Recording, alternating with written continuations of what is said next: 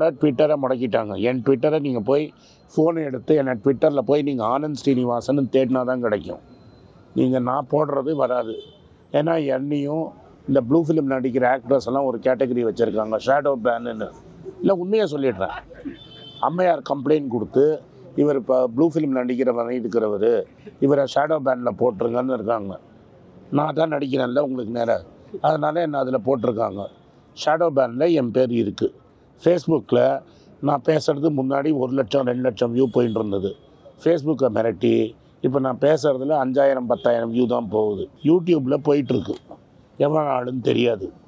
So இது மாதிரி முடக்கிட்டிங்கன்னா நானே சோஷியல் மீடியா எல்லாம் ப்ரைவேட் கம்பெனி அவனுக்கு வந்து முடக்கிடுவேன். இல்லாட்டா உனக்கு இங்கே பெனிஃபிட் கிடைக்காது. ஸோ எல்லாத்தையும் ஒரு சைட்லேயும் நேற்று காங்கிரஸ் கட்சி அக்கௌண்ட்டே ஃப்ரீஸ் பண்ணிட்டாங்க. ஸோ நான் செக் இஷ்யூ பண்ணால் பவுன்ஸ் ஆகிடும். நான் செக் இஷ்யூ பண்ண முடியாது, மீடியாவில் பேச முடியாது, சோஷியல் மீடியாவில் பேச முடியாது. அப்போ நான் இன்னும் நான் வந்து கன்னியாகுமரிலேருந்து காஷ்மீர் வரைக்கும் நடக்கிறேன். நான் என்கிட்ட ஏன் நீங்கள் சொல்லலை, நான் நடக்கலைன்னு, நான் நடந்துட்டுருக்கேன்னு ஏன் நான் உங்கள்கிட்ட சொல்லலைன்னா நீங்கள் தான் கண்டுபிடிக்கணும். ஒருத்தர் வீட்டுக்கும் வந்து நான் நடந்துகிட்ருக்கேன், இதை பற்றி நான் பேசிகிட்ருக்கேன் அப்படின்னு சொல்ல முடியுமா? இப்போ வந்து இந்த டைம் இல்லைங்கிறதுனால மணிப்பூர்லேருந்து இது வரைக்கும் போகிறாரு, பாம்பே வரைக்கும் போகிறாரு. டெய்லி ஒரு ஊரில் நின்று அங்கங்கே நடந்து பேசிகிட்டு இருக்கிறாரு.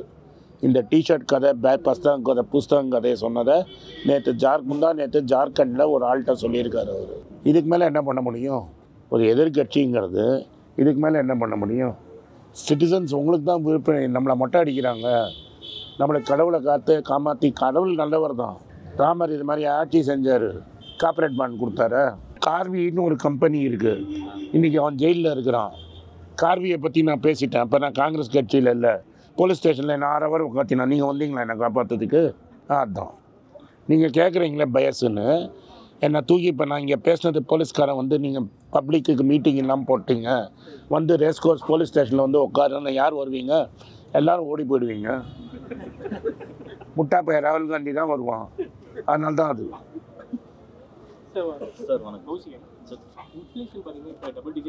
இல்லையே, இன்ஃப்ளேஷனே இல்லையே.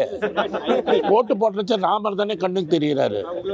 இல்லை, நான் கேட்குறேன், நீங்கள் 4 பேரை கேளுங்களேன். என்ன 2% சார், 2% தான் சார் இன்ஃப்ளேஷன். சார் 2% தான் சார் இன்ஃப்ளேஷன்.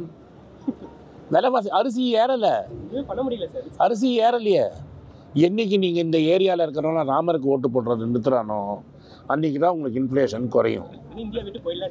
இப்போ அது குழத்தணும், நின்று சண்டை போடணும். இந்த ரேஸ் கோர்ஸ் ரோட்டில் பங்களா வச்சிருக்கணும் அகேன்ஸ்டாக நீங்கள் சண்டை போடணும். ஏன் நீ வச்சிருக்கன்னு தெரியும். மாநாட்டியே கேள்வி கேளுங்க, ஓட்டு போட்டீங்கல்ல. மாநாட்டிய கேள்வி கேளுங்க, அவங்க தானே இருக்காங்க. அவங்க தான் விலைவாசியே இல்லைங்கிறாங்களே. ஆட்டோமேட்டிக் ரிசர்வ் பேங்க் சொல்லுது 5%ன்னு. நான் இல்லை 5% விடுங்க, இதோட மோசம் பாருங்கள். அம்மையார் ஜிடிபி கால்குலேட் பண்ணுறச்ச நாமினல் ஜிடிபினா இன்னத்து ப்ரைஸஸில் ஒரு விலையை கவுண்ட் பண்ணுவாங்க. ரியல் ஜிடிபினா நீங்கள் வந்து அந்த டிஃப்ளேட்டர்னு ஒன்று சொல்லுவோம். இன்ஃப்ளேஷனாக அந்த ஜிடிபிலேருந்து குறைக்கணும். அதில் 2% குறைக்கிறாங்க. கேட்டால் விலைவாசியை ஏறலாங்கிறாங்க. இப்போ இன்னொன்று என்ன சொல்கிறாங்கன்னா, இன்னும் விசித்திரமான மெட்ராஸ் சொல்கிறேன். எனக்கு இதே இங்கே ஹோல்சேல் மார்க்கெட் எங்கே இருக்குதுன்னு தெரியாது. மெட்ராஸில் கோயம்பேட்டில் இருந்தது இப்போ வேறு எங்கேயோ மாற்றுறாங்க. கிளம்பாக்கம் போயிடுச்சான்னு தெரியாது ஹோல்சேல் மார்க்கெட்டு. ஸோ இப்போ வந்து என்னென்னா, அந்த ஹோல்சேல் மார்க்கெட்டில் விலையே ஏறலையாம். 10 ரூபா கத்திரிக்காய் 8 ரூபாய்க்கு விற்குதான். அது மயிலாப்பூரில் வரதுக்குள்ளே விலை ஏறிடுச்சு. அதனால இந்த ஹோல்சேல் மார்க்கெட்காரனை அடிங்கிறான். அவன் என்ன பைத்தியக்காரனா என்ன? விலையே ஏறலடா. உனக்கு ராமர் கோயில் கொடுத்துட்டாங்க, வீட்டில் வந்து உனக்கு பத்திரிகை கொடுத்தாங்களா இல்லையா? பல பேருக்கு வந்து வீட்டில் நீங்கள் தானே ஏன் கேட்கணும்? நானா கேட்க முடியும்? நான் கேட்க தான் முடியும், நீங்கள் தான் கேட்கணும். சார் சார் என்னோட வியூ எப்படின்னா, பொலிட்டிக்கலாக ஒரு ஜிஜின்ட்டு இங்கே உருவாக்க முயற்சி பண்ணுறாங்களா அப்படின்னு ஒரு டெமோக்ரஸி. என்னது? ஒரு சைனாவில் இருக்கிற ஒரு மெத்தட் மாதிரியே இங்கே உருவாக்க. அதே தான் சொல்கிறேன். நீங்கள் இப்போ இந்த ரூட்டில் போனீங்கன்னா இந்து பாகிஸ்தானாக போயிடுவீங்க, சவுத்தை அடிமையாக மாற்றிடுவாங்க. இல்லை டோட்டலாகவே இப்போ இந்தியாவில் இல்லை விட இங்கே தமிழ்நாட்டில் மெயினாக கோயம்புத்தூரில் கூட எனக்கு ஒரு சிம்டம்ஸ் எப்படி தெரியுதுன்னா, ஒரு அதோட ஸ்டார்டிங் பாயிண்ட்டாக இது இருக்குமோ? டெஃபினட்டாக கரெக்ட், உண்மை அதுதானே. சைனாவில் இப்போ அதே தான், ஜாக்மார்லாம் வெளியே போகிறாங்க, அதே தான் இருக்கிற பிஸ்னஸ் மேன்ஸு. சார் இங்கே இருக்கிறவங்களில் எனக்கு என்னோட இருக்கிறவங்களில் முன்னாடி பணக்காரன் தான் வெளில போய் செட்டில் ஆகிடுந்தான். இன்றைக்கி ஈவன் மிடில் கிளாஸில் இருக்கிறவன் கனடா எந்த ஊர் எடுத்துக்கிறானோ எல்லாம் ஓடி போயிடுறான். இப்போ இந்தியாவிலேருந்து ஹையஸ்ட்டாக மைக்ரேட் பண்ணுறது வேர்ல்டுலேயே மில்லியனர்னால் 8 கோடி இருக்கணும். வீடு இல்லாமல் சொத்து 8 கோடி இருக்கிறவன்ல உலகத்தில் மேக்ஸிமம் ஓடி போகிறவன் இந்தியன் தான். ஆனால் இங்கே கோயம்புத்தூரில் மெயின் ஒழிஞ்சது வந்து குட்டி ஜப்பான் சொல்லுவாங்க சார், கணபதியை. ஆமாம் சார், நீங்கள் அதை யார் வந்து செல்வராஜை காலி பண்ணோன்னு சொல்லி அத்வானிக்கு சப்போர்ட் பண்ணி 20 வருஷத்துக்கு முன்னாடி தமிழ்நாட்டில் அரசியல் பண்ணது இங்கே தானே பண்ணீங்க. சிபி ராதாகிருஷ்ணன் யார் சிபி ராதாகிருஷ்ணன் பெரிய ஆள் ஆக்கினது யார்? அதுக்கு நீங்கள் விலை கொடுத்து தானே ஆகணும் சார். அதில் என்ன மாநாட்டிக்கு ஓட்டு போட்டது யார்?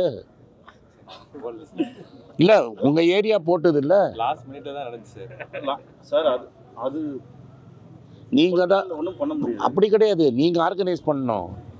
நீங்கள் தான் பீப்புள். எப்படி காந்தி சுதந்திரம் வாங்கினா வேஷ்டி கோமணத்தை கட்டிட்டு ஊராக போய் மக்களை திரட்டினா. இப்போ ஒருத்தர் வந்தார் ஸ்ட்ரேடாகு படுத்துறதுன்னு, எனக்கும் ஸ்ட்ரேடாகுக்கும் சொந்தம் கிடையாதுன்னு நான் சொல்லியிருக்கலாம். நான் என்ன சொன்னேன், இதை நான் அனுப்புகிறேங்க, ஆனால் ஸ்ட்ரேடாகை வந்து கொல்றது சொல்யூஷன் கிடையாது. ரத்தன் டாட்டாவை வந்து ஒரு என்ஜிஓ வச்சுருக்கிறாரு, அவருக்கு ஒரு கடிதம் எழுதுங்க, அதுக்கு வந்து ஸ்டெர்லைஸ் பண்ணுறதுக்கு பணம் தர்றாரு, அதுக்கு காலர் கட்டுறதுக்கு பணம் கொடுக்குறாரு சொந்த காசுலேருந்து அப்படின்னு நான் சொல்லி நீ அவருக்கு லெட்டர் எழுதினா அவர் ஐடியா சொல்லுவார். இங்கே நீங்கள் உங்கள் கவுன்சிலர்கிட்ட பேசுங்க, மேயர்கிட்ட பேசுங்க. மேயர்கிட்ட காசு இல்லையா, இங்கே இருக்கிற ரேஸ் கோர்ஸில் இருக்கிற பணக்கார மதங்கள்கிட்டருந்து காசு ரேஸ் பண்ணுங்கள். அவன் 1 லட்ச ரூபா நாய்க்குட்டினா வச்சுருப்பான். ஸோ 1 லட்ச ரூபா ஹச் பேபி மாதிரி 1 லேக் கொடுத்துலாம் நாய் வச்சுருப்பான் இந்த ஏரியாவில். அவன்கிட்டலாம் பேசி பணத்தை ரைஸ் பண்ணி அந்த ப்ராப்ளமை ஹியூமனாக சால்வ் பண்ண. நம்ம என்ன யூஸ் ஆகிடுச்சுன்னா, இந்த நேரு பண்ண வேலையில் கார்மெண்ட்டே எல்லாம் பண்ணோம். நம்ம முக்கால படுத்து துப்புவோம். நீங்கள் துப்பினா எச்சல் உங்கள் மேலே தான் விழும். அமெரிக்காவுக்கு போகணுன்னு ஒருத்தர் சொன்னார் என்கிட்ட. இப்போ அமெரிக்காவுக்கு நீங்கள் போனீங்கன்னா ஸ்கூலை வந்து அந்தந்த கம்யூனிட்டி தான் நடத்துவான், அந்தந்த ஏரியாவில் இருக்கிற நெய்பர்ஹுட் தான் ஸ்கூலை நடத்துவான்.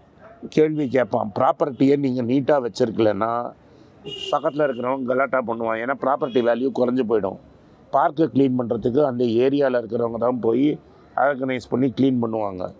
இதெல்லாம் ஒரு சிட்டிசனுக்கு உங்களுக்கு ஒருமை மட்டும்தான் பேசுகிறோம் இந்தியாவில். உங்கள் டியூட்டியை நீங்கள் பண்ணுறது கிடையாது. உங்கள் டியூட்டியை போய் இதெல்லாம் கேள்வி கேட்குறது தான். எனக்கு என்ன போச்சு, நான் எதுக்கு கேட்கணும்? இந்த வாட்டி நான் போன வாட்டி எம்பி சீட்டு கேட்கல, இந்த வாட்டி எம்பி சீட்டு கேட்கல, கவுன்சிலர் சீட்டும் கேட்க போகிறதில்ல, எம்எல்ஏ சீட்டும் கேட்க போகிறதில்ல. அப்போ நான் ஏன் பேசணும்?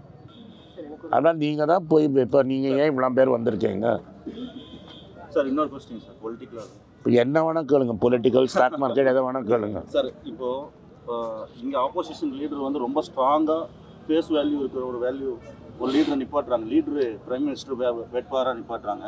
ஆனால் காங்கிரஸ்லையோ மற்ற கூட்டணி செகண்ட் முன்னே சொல்லிடுறேன், நம்ம லீடர் அதுதான் நீங்கள் பண்ணுற தப்பு. நீங்கள் லீடருக்கு ஓட்டு போடாதீங்க. இல்லை சார், லீடர் இருங்க சார், நம்ம கான்ஸ்டியூஷன் படிங்க. கான்ஸ்டியூஷன் சொல்கிறது லீடருக்கு மரியாதையே கிடையாது நம்ம கான்ஸ்டியூஷனில். நீங்கள் லோக்கலாக எம்பிக்கு ஓட்டு போடுறீங்க, ஒரு கவுன்சிலர் ஓட்டு போடுறீங்கல்ல, அந்த கவுன்சிலர் தான் போய் ஒரு மேயரை எலெக்ட் பண்ணணும். நீங்கள் எம்எல்ஏ எலெக்ட் பண்ணுறீங்க, எம்எல்ஏ போய் சிஎம் எலெக்ட் பண்ணணும். நீங்கள் போய் எம்பி எலெக்ட் பண்ணுறீங்க, அந்த எம்பி போய் பிரதமர் எலெக்ட் பண்ணணும். நீங்கள் பிரதமர் எலெக்ட் பண்ணல, நீங்கள் சிஎம் எலெக்ட் பண்ணல, நீங்கள் மேயர் எலெக்ட் பண்ணல. நம்ம அடிமை மென்டாலிட்டியில் என்னென்னா, ஜெயலலிதா யாருக்கு கேட்ட லேடியா பிஎம்னா கண்ணை மூடி பார்த்து கூட எவன் எம்பியாக நிற்கிறான், எவன் எம்எல்ஏயாக நிற்கிறான்னு தெரியாமல் இப்படி குத்துறீங்க. இதே கோயம்புத்தூரில் பிஎஸ்ஜே காலேஜ்னு ஒன்று இருக்குது. எங்கள் அப்பா ஓசியில் படிக்க வச்சான் அந்த மனுஷன். அவன் பேர் ஜிஆர் தாமோதரன். அவன் பொள்ளாச்சியில் எம்பியாக இருந்தான் 1952 to 57. அவனை மாதிரி படித்தவன் இருந்தால் தான் ஓட்டு போட்டுட்டு இருந்தாங்க. படிக்காத மக்கள் படித்தவனுக்கு தான் ஓட்டு போட்டுட்டு இருந்தாங்க. அழகப்ப செட்டியார், வள்ளல், அவர் எம்பியாக இருந்தார். அது மாதிரி ஆளுங்களை விட்டுட்டு பிளேடு போடுறவன், சைக்கிள் செயின் சுற்றுறவனுக்கு நீங்கள் ஓட்டு போட்டிங்க அம்மையார் பேச்சை கேட்டுக்கிட்டு. அப்போ நீங்கள் பண்ண தப்புக்கு நீங்கள் தான் அனுபவிக்கணும். அதே மாதிரி நீங்கள் இறங்கி களத்தில் போராடினா தான் படித்தவன் வருவான். நீங்கள் வந்து தேவதூதம் மாதிரி வருவான்னு நினைக்காதீங்க. நம்ம ஆள் 10ஆம் கிளாஸ் வாடா நகரில் படித்தேங்கிறாரு 1967. 1967 வாடா நகரில் 10ஆம் கிளாஸ் எக்ஸாமே நடக்கலை. அப்போ எங்கே 10ஆம் கிளாஸ் படித்தார்? டிகிரி படிச்சிருக்கேங்கிறாரு. என்டையர் பொலிட்டிக்கல் சயின்ஸ் அப்படிங்கிறாரு. நாங்கள் தேடி பார்த்துட்டோம், உலகத்தில் எங்கேயுமே என்டையர் பொலிட்டிக்கல் சயின்ஸ் டிகிரியே கிடையாது. அடுத்தது இந்த அப்போசிஷன் லீடர்னு ஒருத்தன் சுற்றி நிற்கிறான் பாருங்க ரோடா, அவன் கேம்பிரிட்ஜில் எம்ஃபில் படிச்சிருக்கிறான். யார் முக்கியம்? ஒரு டிகிரியே இல்லாதவன் டிகிரி வாங்கினேன்னு சொன்னவனுக்கு ஓட்டு போடுறது முட்டாள்தனமா, இல்லை கேம்பிரிட்ஜில் எக்கனாமிக்ஸில் எம்ஃபில் படித்தவன் போட்டது முட்டாள்தனமா? நீங்கள் பண்ணுற முட்டாள்தனத்துக்கு அப்போசிஷன் லீடரெல்லாம் ப்ளேம் பண்ணாதீங்க. நீங்கள் அரசியல் மாறணும்னா நீங்கள் களத்தில் இறங்கி வேலை செஞ்சால் ஒரு லீடர் எமர்ஜ் ஆகும். ஓட்டிங் மிஷின்லாம் ஃப்ராடே கிடையாது, என்னோட பர்சனல் பிலீஃப் சார். அதுக்கப்புறம் கலெக்டர் வேணால் 300 ஓட்டிங் மிஷின் எடுத்து வைக்கலாம். தட் இஸ் ஓட்டிங் மிஷினை ஒரு ஓட்டிங் மிஷினுக்கு இன்னொரு ஓட்டிங் மிஷின் மாற்றினானா எனக்கு தெரியாது. பட் நான் ஒரு சயின்ஸ் ஸ்டூடெண்ட்டு, நான் ஒரு கம்ப்யூட்டர் சயின்ஸ் இன்ஜினியரு. மிஷின் கரெக்டாக தான் கவுண்ட் பண்ணோம். அதுக்கு தான் நாங்கள் என்ன சொல்கிறோம், உங்களை மாதிரி ஆட்கள் சந்தேகத்துக்கு தான். இப்போ ஓட்டு போட்டிங்கன்னா அந்த விவிபேட் வருது, நீங்கள் வெறும் ரிசல்ட்டை அனௌன்ஸ் பண்ணாதீங்க, எல்லா விவிபேட்டையும் எண்ணுங்கன்னு. எல்லா இடத்துலையும் இந்த விவிபேட் வரும்ல, ஒத்தனுக்கும் வரும்ல, ஏன் வெறும் அந்த ஓட்டை மட்டும் எண்றீங்க?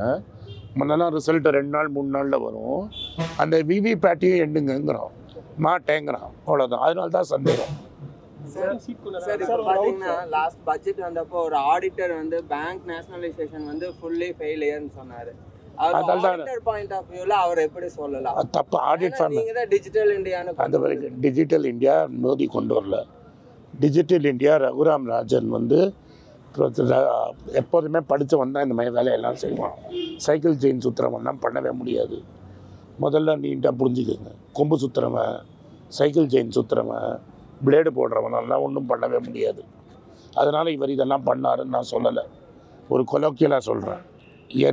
NCPIன்னு நேஷ்னல் பேமெண்ட்ஸ் கம்பெனி ஆஃப் இந்தியான்னு ராஜன் ஒன்று க்ரியேட் பண்ணார். அதில் வரிசையாக ப்ராடக்ட்ஸ் கொண்டு வந்தார். செக்கை ஒழிக்கணுங்கிறதுக்காக நெஃப்ட் கொண்டு வந்தார். அப்புறம் RTGS கொண்டு வந்தாங்க, IMS கொண்டு வந்தாங்க, ஃபாஸ்டேக் கொண்டு வந்தாங்க. அதோட அவங்களே வந்து இந்த UPI ரெடி ஆகிடுச்சு ஃபஸ்ட்டு. இப்போது நீங்கள் வந்து மன்மோகன் சிங் நேஷ்னலைஸ் பேங்க் இருந்ததுனால தான் ரோட்டில் போகிறவனுக்கு எஜுகேஷன் லோன் கொடுன்னு சொல்ல முடிஞ்சுது, விவசாயிக்கு லோன் கொடுன்னு சொல்ல முடிஞ்சுது. நீங்கள் ICICI போய் ஃப்ரீயாக ஹவுசிங் லோன் கொடு, வரவன் போகிறவனுக்கெல்லாம் எஜுகேஷன் லோன் கொடுன்னு சொன்னால் கொடுக்க முடியாது. எஜுகேஷன் லோனை கவர்மெண்ட் கட்ட முடியாது. அதனால் இதெல்லாம் விட்டுட்டு பெரும் முதலாளிகளுக்கு தள்ளுபடி பண்ணிவிட்டு அது வெறும் ரைட் ஆஃப்னு சொல்லிவிட்டு பணத்தை கலெக்ட் பண்ணாதவங்கள கேள்வி கேளுங்க. ஏன் நீங்கள் எஜுகேஷன் லோன் ரைட் ஆஃப் பண்ண மாட்டேங்கிறீங்க? ஏன் சிறு தொழிலோட லோனை ரைட் ஆஃப் பண்ண மாட்டேங்க? ஏன் ரேஸ் கோர்ஸில் பங்களா வச்சுருந்தவங்களுக்கு மட்டும் ரைட் ஆஃப் பண்ணுறீங்கன்னு கேள்வி கேட்குறது உங்கள் பொறுப்பு. ஆமாம், இப்போ நீங்கள் ஒரு வீடை வச்சு ஒருத்தர் பிஸ்னஸ் பண்ணார்னா அந்த வீட்டை விற்றுடுறீங்க. அனில் அம்பானி வீடை விற்றுட்டீங்களா? சன்னி டோயல்னு ஒருத்தர் வந்து பிஜேபியில் எம்பியாக இருக்கார். பேங்க் ஆஃப் பரோடாவில் 50 கோடி வாங்கி ரைட் ஆஃப் பண்ணிட்டாங்க. அவரோட வீடு இருக்குது ஜுஹூவில். அந்த வீடு ஏன் இன்னும் ஆக்ஷனுக்கு வரல? சார் ஒரு டவுட் சார், உங்களுக்கு நல்லா பண்ணுறதெல்லாம் தப்புன்னு சொல்லிட வேண்டியது, அது NPA ஆகிடும். பெரும் தம்பி சார் 1 லட்சம் ரைட் ஆஃப் ஆனால் அது NPA கிடையாது. ஏன்னா சேர்மனுக்கு வந்து டைரக்டர் பதவி கிடச்சிரும். அது வந்து CM பேச மாட்டேங்கிறாங்க அம்மையார். அப்புறம் அண்ணன் தம்பி காசை கட் பண்ணிடுவான். சார் ஒரு பர்சன் வந்து இன்வெஸ்ட்மெண்ட் ஸ்டார்ட் பண்ணுறதுக்கு முன்னாடி வந்து டேர்ம் இன்சூரன்ஸ், ஹெல்த் இன்சூரன்ஸ், தென் எக்ஸிஸ்டிங் லோன் வந்து க்ளோஸ் பண்ணிட்டு உள்ள வரணும்னு சொல்றீங்க. எஸ், எனக்கு வந்து ஆல்ரெடி ஒரு 10 crore ஒர்த் ப்ராப்பர்ட்டி இருக்குது அப்படின்னாலும் டேர்ம் அந்த ப்ராப்பர் மஸ்ட்டு தான். 10 crore ப்ராப்பர்ட்டி நீ சம்பாதிச்சிருக்குமே இந்த வயசில், அது உங்கள் அப்பா சம்பாதிச்சிருக்கலாம். உங்கள் அப்பாவுக்கு உனக்கு தான் எழுதுவார்னு என்ன கேரண்டி? அவர் ஏதாவது மடத்துக்கு எழுதிட்டார்னா? சார் தென் வந்து ஆஃப்டர் கோவிட் வந்து இப்போ நிறைய பேர் ஹெல்த் இன்சூரன்ஸ் எடுக்கிறாங்க சார். பட் ஸ்டில் வந்து ஹெல்த் இன்சூரன்ஸ் வந்து லாஸ்ட் இயர் விட இந்த இயர் வந்து ப்ரீமியம் வந்து அதிகமாக இன்க்ரீஸ் ஆகிருக்கு. ஏன்னா டாக்டர்லாம் ரேட்டு ஏற்றிட்டான், மருந்து கம்பெனிலாம் ரேட்டு ஏற்றிட்டான்.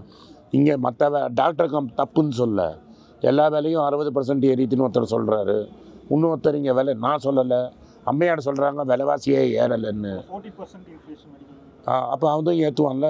டாக்டர் மட்டும் ஃப்ரீயாக செய்வானா? நம்ம ஊரில் என்னென்னா ஃப்ரீயாக எல்லாமே கேட்டு பழக்கம். நீங்கள் அமெரிக்கா போனீங்கன்னா, இங்கிலாந்து போனீங்கன்னா, ஃபீவருக்காக டாக்டரை பார்க்கணுன்னா பார்க்கலாம். உடம்பு சரியில்லைன்னா 4 வாரம் கழிச்சு தான் டாக்டரே பார்க்க முடியும். இங்கே நம்ம ஊர் டாக்டர்லாம் உடனே அவங்கள பார்க்குறாங்க. அவங்கள கோவில் வச்சு கும்பிடுங்க. நீங்கள் போய் லண்டனில் பாருங்கள், ஃப்ராக்சர் ஆகிடுச்சுன்னா 2 வாரம் கழிச்சு வாமா. 2 வாரத்தில் ஃப்ராக்சரே செட் ஆகிடும். சார் ஃபர்ஸ்ட் ஆஃப் ஆல் வந்ததுக்கு ரொம்ப தேங்க்ஸ் சார். உங்களை இதுவரை யூடியூப்பில் பார்த்து நேரில் பார்க்குறது ரொம்ப சந்தோஷம்.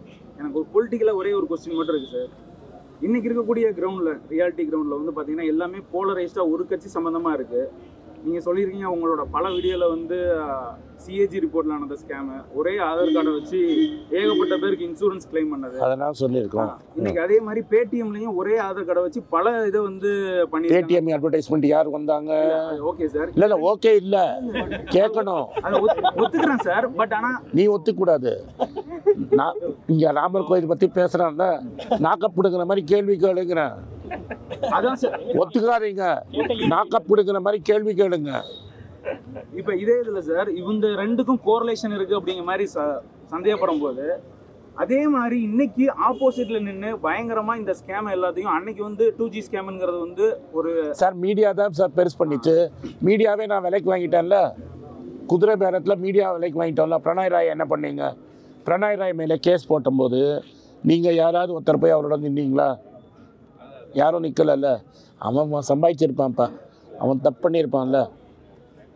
இன்னைக்கு எல்லா நியூஸ் மீடியாவும் கிட்டத்தட்ட அவங்களுக்கு சாதகமாக இருக்கும்போது சார், அதை எதிர்த்து இன்னைக்கு பண்ணக்கூடிய ஒரு பீப்புள் மொமெண்ட்டை மாற்ற முடியலையோ அப்படிங்கிற ஒரு சின்ன வருத்தம் இருக்குது சார். அது நீங்கள் தான் பீப்புள் சார், நீங்கள் தான் மொமெண்டம் கிரியேட் பண்ணணும். நான் ஏன் அங்கேருந்து விட்டு வந்து இங்கே உட்காந்து உங்களுக்கு மொமெண்டம் கிரியேட் பண்ணிட்டு இருக்கேன்? பார்ட்டி மேன் விடுங்க சார். நாங்கள் என்ன பண்ண முடியும்? ரோட்டில் நடக்க தான் முடியும். 5000 கிலோமீட்டர் நடக்க முடியும், 20,000 கிலோமீட்டர் பஸ்ஸில் போக முடியும். அதுக்கு மேலே நீங்கள் தான் முழிச்சுக்கணும்.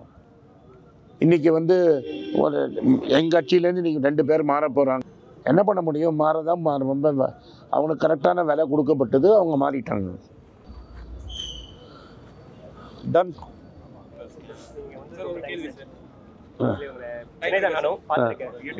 தேங்க்யூ.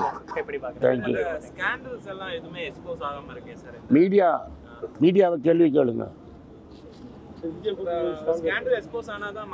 அதான் இப்போ நான் தான் எக்ஸ்போஸ் பண்ணிட்டு இருக்கேன்ல, நீ போய் எக்ஸ்போஸ் பண்ணு. தெரியாது, அதெல்லாம் நம்மளுக்கு தெரியாது. நீ உங்கள் கையில் தான் இருக்காது. இங்கே ரேஸ் கோர்ட்டில் இருக்கிறவங்களோட மனசாட்சியை தட்டி எழுப்புங்க. Right sir, thank you.